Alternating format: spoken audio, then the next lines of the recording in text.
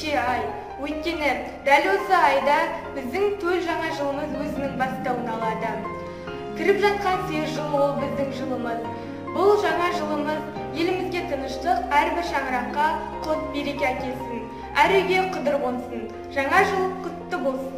Құрметті қауым, ежелден ислампаздық пен жаңарудың бастауы, ырыс пен берекенің алды болған әз Наурыз теңбектерімізге толағай табыс алып келсін, ақ мол жыл ырысты болсын. Ардақты ағайын, құрметті қазақстандықтар, баршаңызды келіп жеткен ұлыстың ұлы күні Наурызбен құттықтаймын.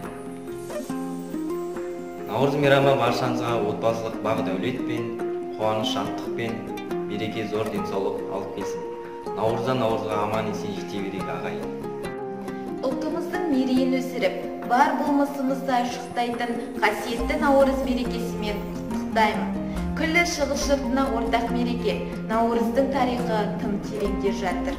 Күн мен түн теңелетін, ырысы мол мереке біздің жан дүниемізді шуаққа бөлейді.